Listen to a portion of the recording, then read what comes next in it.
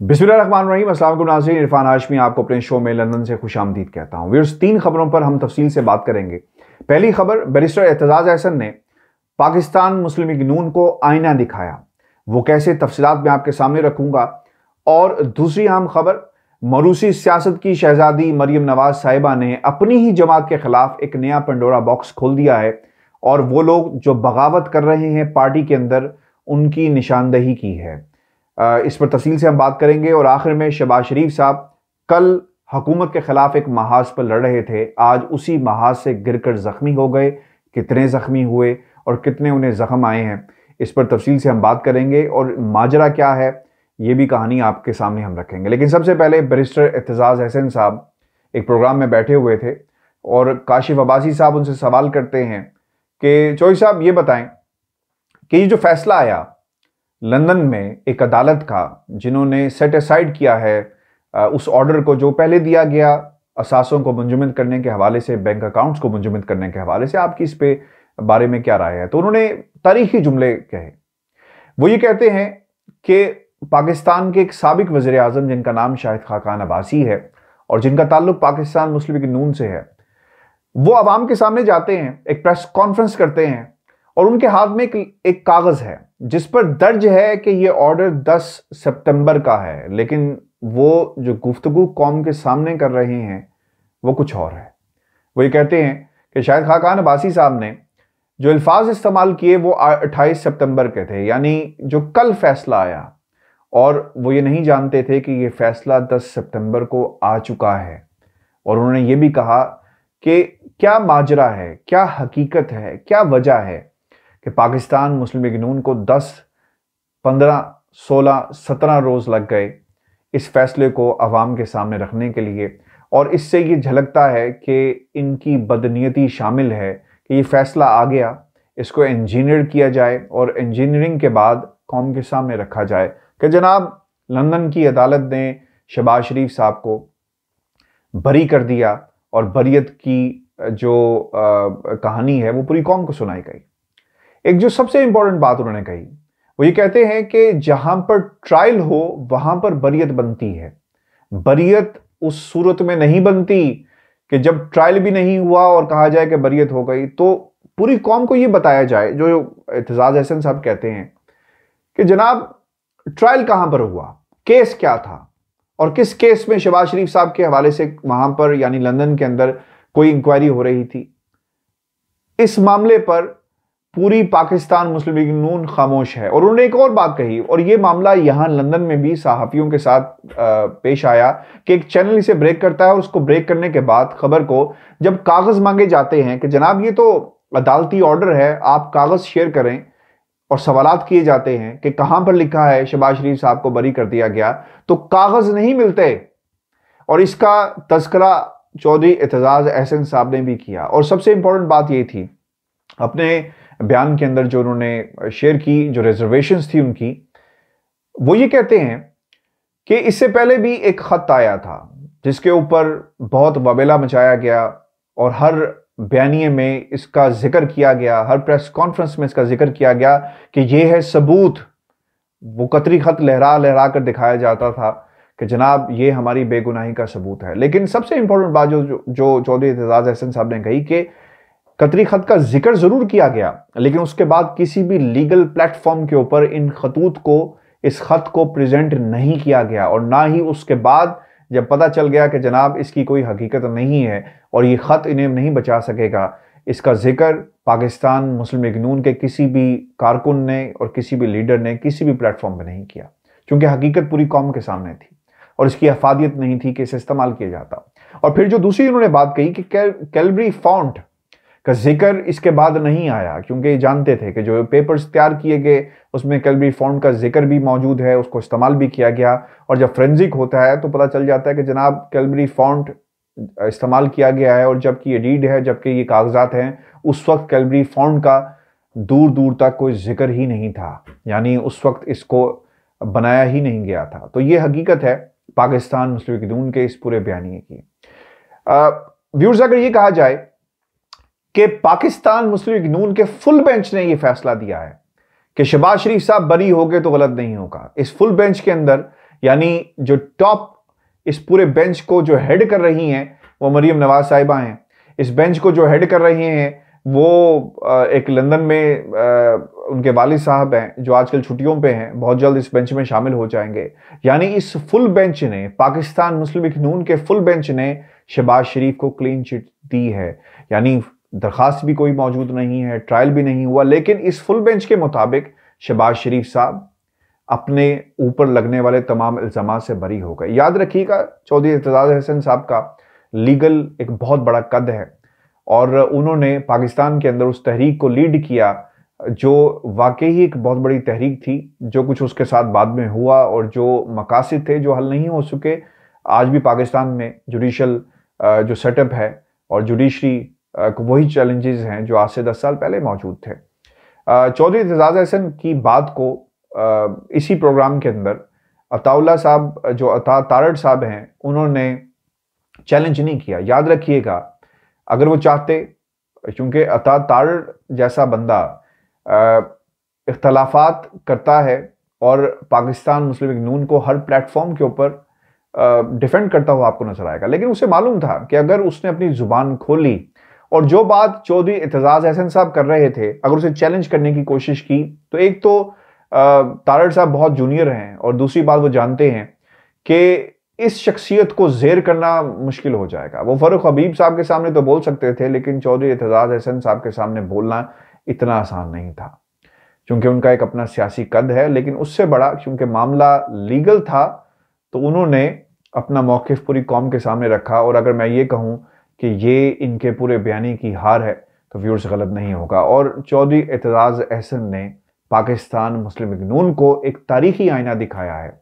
और ये full court, यानी ये जो फुल बेंच है मुस्लिम लीग नून का, जिससे ये फैसला दिया, इसकी हकीकत पूरी कौम के सामने रखी। व्यूअर्स, दूसरी अहम खबर मरीम नवाज साहिबा के हवाले से है। आज उन्होंने एक इजलास में शिरकत की और वहां पर जो कुछ उन्होंने कहा, पहले मैं आपके सामने वो बयान रखता हूं और फिर इस वक्त की जो सूरत हाल है कि इससे पहले कितने तंजीमी इजलास हो चुके हैं और उनमें किस किस ने शिरकत की और ये तमाम इशारे उनके किसकी तरफ थे और जो बगावत का एलिमेंट है वो कहां कहां पर मौजूद है।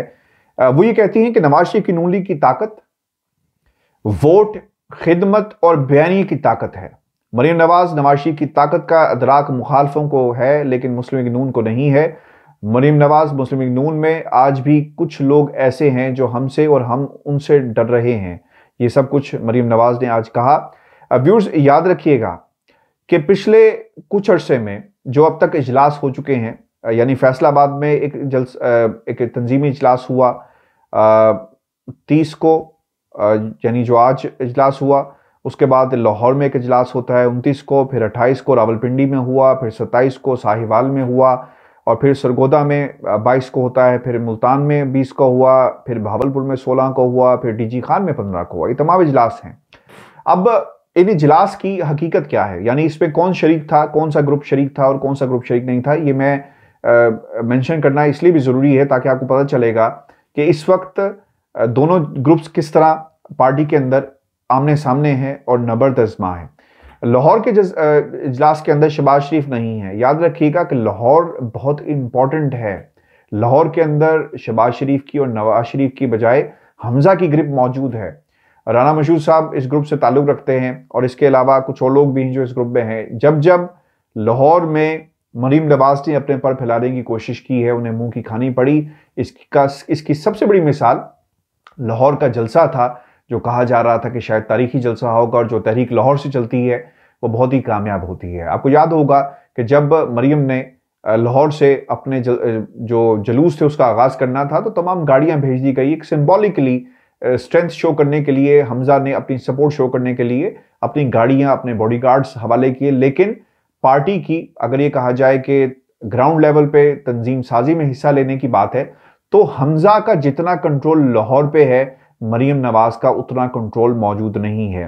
फिर याद रखिएगा, लाहौर के जलसे में शहबाज शरीफ साहब शरीक नहीं होते, यानी तंजीमी इजलास के अंदर हमजा शहबाज भी शरीक नहीं हुए।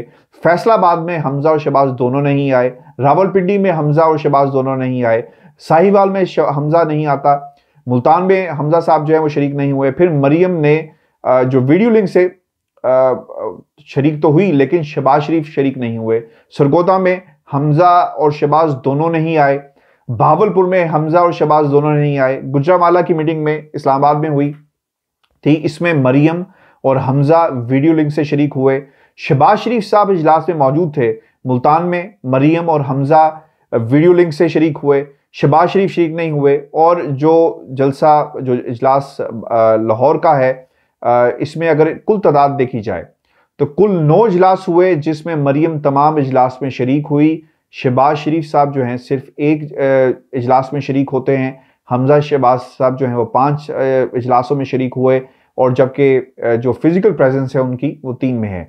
अब जो सबसे इंपॉर्टेंट चीज है, जो ग्रुप इस वक्त मफामत का हामी है, यानी शहबाज शरीफ साहब का हामी है, वो तनकीद नहीं करता उस ग्रुप पर जो मज़ाहमत का हामी है। यानी हमजा शहबाज की तरफ से तनकीद नहीं आपको सुनने को मिलेगी। सिर्फ इस हद तक तनकीद देखने में आई आर्मी चीफ की एक्सटेंशन को लेकर कि ये फैसला, हमजा ने कहा कि ये फैसला पार्टी क़यादत का था, इससे ज़्यादा आपको तनकीद नहीं मिलेगी। तो ये ग्रुप बंदी की जो बात है वो मरियम की तरफ से की जा रही है, और मरियम ही इस चीज़ को हवा दे रही हैं। मरियम ने अपनी जमात के अंदर एक बगावत की कैफियत पैदा की हुई है।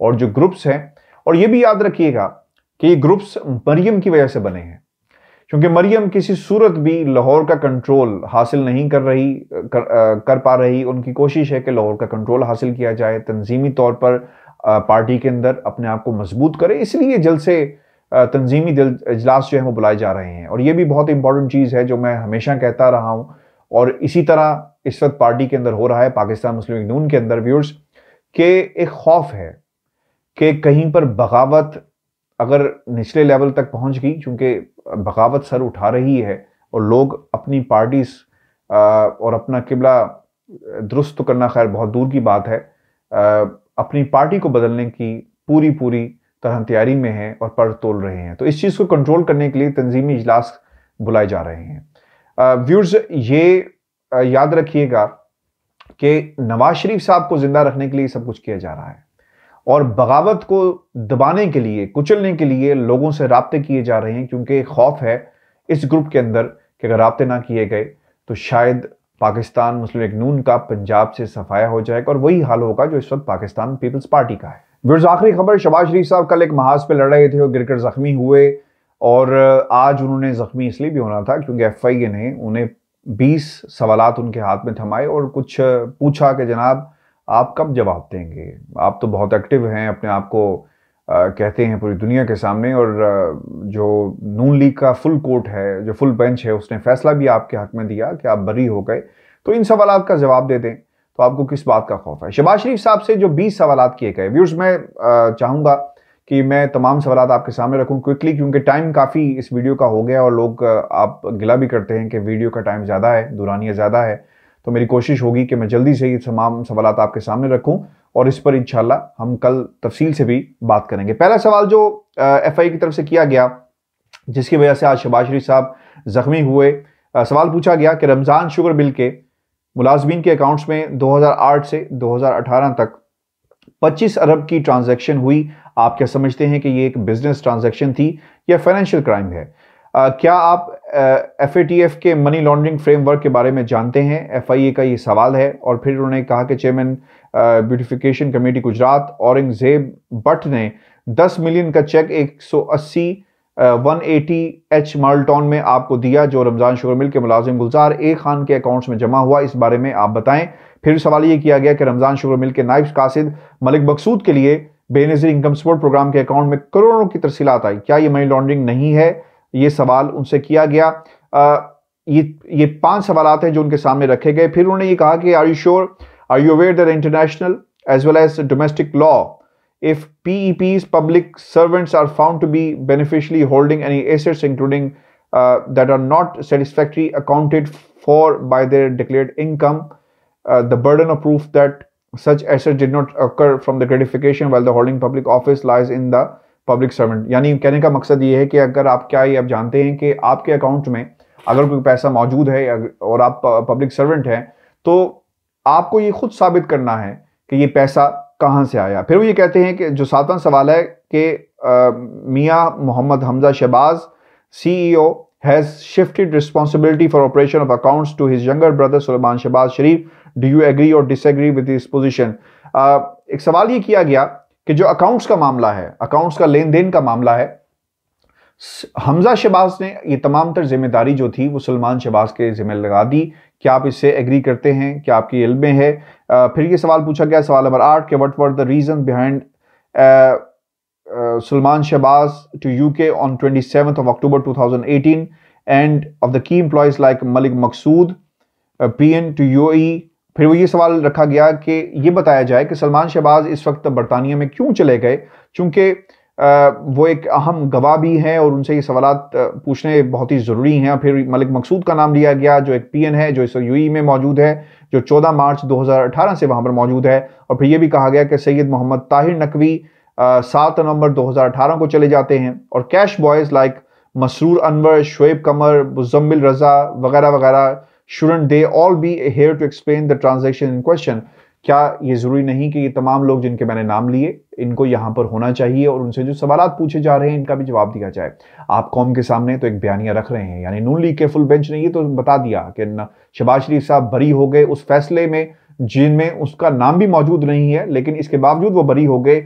इन लोगों को क्यों पाकिस्तान में मौजूद नहीं है, क्यों भगाया गया दुनिया के मुख्तलिफ ममालिक में जहां पर ये मौजूद हैं, और इन सवालात का जवाब कौन देगा? फिर सवाल नंबर 9 जो किया गया कि मोहम्मद मुश्ताक चीनी वाला sole broker, he disclosed to the sugar investigation team that only approximately 4 billion of the total deposits of rupees 25 billion were off the books sales of sugar।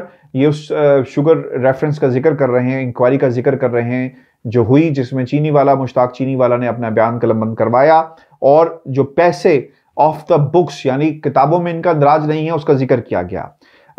फिर ये कहा गया, so do you think that Hamza Shahbaz as a CEO is liable to explain this transaction? कि क्या हमजा शहबाज साहब being the CEO liable हैं, इन तमाम transactions के पाबंद हैं कि बताएं कि ये पैसा कहां से आया, यानी कंपनी मेरी है और जो इसमें ट्रांजैक्शंस हो रही हैं उसका मुझे मालूम नहीं है। तो FI ने तो सवाल करना है कि आप बताएं, क्या ये जरूरी नहीं है कि इसका जवाब सलमान शहबाज साहब देते? अच्छा, फिर अगला सवाल नंबर 10 में कहा गया कि how do you think the cheques amounting to over 10 million presented by Aurangzeb Bhatt, chairman beautification committee Gujrat. ये जो पहला सवाल मैंने आपके सामने रखा था ये उसका अंग्रेजी में उसका हिस्सा है। फिर सवाल नंबर 11, an account link to UBL Omni microfinance disbursement account is found to be making remittance into the bank accounts of Malik Maqsood and Chaudhry Sugar Mills Limited. Do you think that such transfer constitute money laundering? कि वो पैसा जो bank accounts Malik मकसूद जो PN है उसके account से जुड़ा हुआ था, क्या ये मनी लॉन्ड्रिंग नहीं है? तो क्या है इसका जवाब उनसे मांगा गया। An account link to UBL, और फिर एक और अकाउंट का जिक्र किया गया है, is found to be making remittance, जो चौधरी शुगर मिल में के साथ जुड़ा हुआ था और मलिक मकसूद साहब उसके के नाम पे ये अकाउंट है। Do you think such transfers constitute money laundering? कि क्या ये मनी लॉन्ड्रिंग है कि नहीं है? फिर आगे जो सवाल किया गया, सवाल नंबर 12,